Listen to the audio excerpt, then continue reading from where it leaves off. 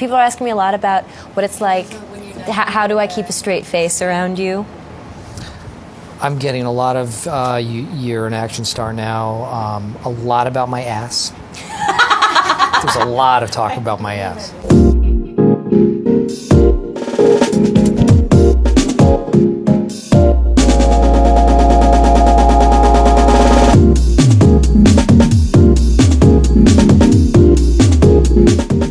Hello, welcome to Moviefone Unscripted. I'm Steve Carell, and today I'll be chatting with Anne Hathaway about our upcoming film, Get Smart. We will be asking each other some questions supplied by you, and some that we are going to just ask each other off the cuff. The first question has been supplied by Jason in Chicago. This role is pretty different than anything else you've ever done. What made you want to do it? Okay, it's not fair that you're the one asking me. Jason, I wish you were here, because the truth is what made me want to do it is you. I am... Why? Why did you want to do it because of me? It's your searing masculinity. I wanted to be around it and just see what it did to me. Yeah, and find out if that would influence my work. And now your real response. Why did you want to do the movie? In addition to that, I'm a huge fan of yours. I love The 40-Year-Old Virgin. You know I'm a huge fan of The Office. I'm like at the top of the fandom there.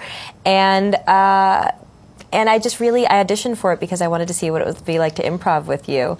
And it was fun, and we did a really good job of it together. So then they gave me the part, and I got to do it for 4 months. So full. Oh, crap. I am not. I really mean every single word. You're a delight, and it was better than my wildest dreams. So now back to you. What secret agent gadget do you wish you could have in real life?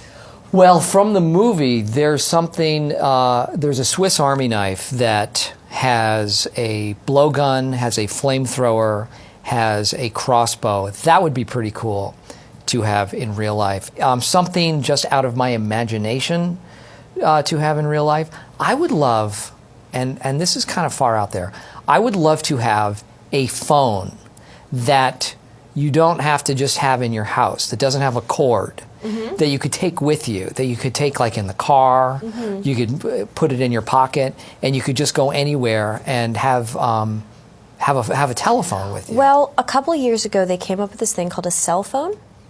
Cell phone? Yes. And I'll call your people about it. I think you're really going to like it. Is it from prison? No, but that's an interesting take on it. Okay. Cellular. Okay. So. All right. Well, I'll look into that. But that would be a cool gadget in my book. I'm just going to have to go with it. Most embarrassing moment of your life. Most embarrassing moment of my life was the first date that I ever went on. It was in high school. It was the first time I ever really went out on a date. I was a freshman, and I went to a Jethro Tull concert with 2 of my older brothers and their girlfriends, and my date, who wasn't particularly fond of Jethro Tull. Was she fond of you? No, not really. The most embarrassing moment for me was walking her to the door and having my brothers staring at me from the car, laughing. Did you try to kiss her? Not at all. I just tried to be gentlemanly and walk her to the door and ran away. And I don't think we spoke. We were way too embarrassed to speak for probably a month after that at school. It was just the weirdest thing. It's not a great story, but it's very sad. I'm sorry to bring all that back up. I did end up getting married, though, so I'm okay. To a lovely woman. And I had sex with her. We have 2 kids, so it worked out fine. I know, and she's totally out of your league. She is. She is way too hot for me. What question do you get tired of being asked? That's, I think, a great question. That is a great question. There are a couple. One is, so, did you always dream about being a princess? That's one that's just like, ugh.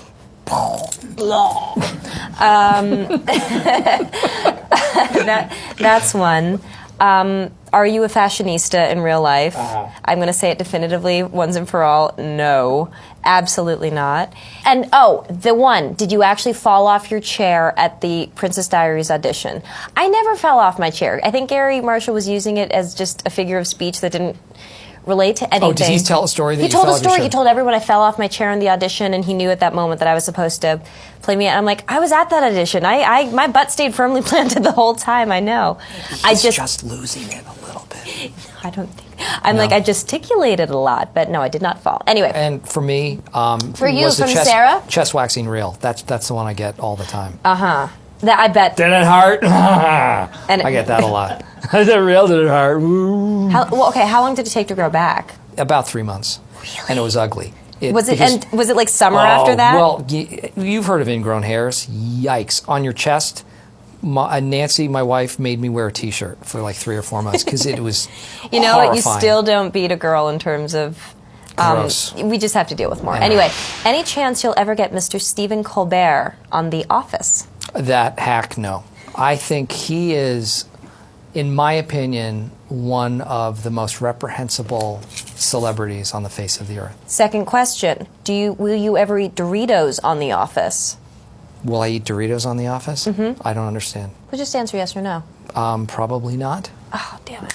Why? That's his chip of choice. Oh, Doritos so is he tied in? That funded his campaign, so I thought if you had the chips, that maybe subversively you could be sending a shout-out to Mr. Colbert. Stephen Colbert is a great friend of mine. We've known each other since the late 80s. Wow, that's a really long time ago. It's a really long time. We've been friends for a long time, and I mean, if he would do it, I would have him on. I would have him on. I mean, the show would, I think, What be role would honored. you want him to play? You know what? There had been some speculation that he should play Jan's ex-husband. That he should appear at some point as Gould. That would be fantastic. Yeah, I think that would be great. That works on so many levels. He's a fantastic actor, incidentally. I mean, I believe him every night. Okay, now I have an unscripted for Anne. Did you always dream of being a princess? What is the funniest thing Steve said or did on set? Well, there was this one day where you kept insisting that the line should be looking straight at a character that's just left us, basically to die, and say, "What a douche." And I thought that was kind of great. And it's in the movie. So it's pretty highbrow stuff. Yes, absolutely. I mean, I thought that's definitely our most sophisticated line in the flick. There's a scene with us in a coat closet, and you came up with some brilliant descriptions of my breasts in that one that had me howling. I couldn't quite keep it together on that one. I don't remember what I referred to your breasts as. And I don't remember either, but I think it's on the DVD. So everything's on the DVD. Just so you know, there are probably 4 more movies on the DVD in terms of what we shot. There was a lot of stuff. Anne Hathaway is a fantastic improviser.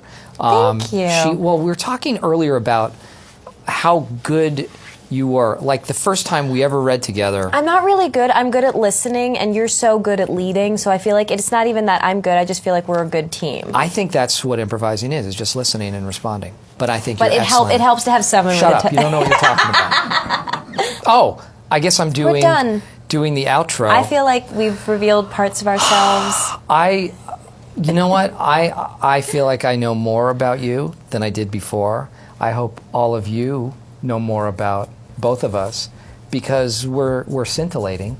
I would like to thank Moviefone. I would like to thank all you people for sending in those questions. They were terrible, and you should never do that again because you weren't good at it. Please check out our film Get Smart. It's in theaters June 20th, and we both hope you go see it. Yes, thank you. Thanks. Well done, darling.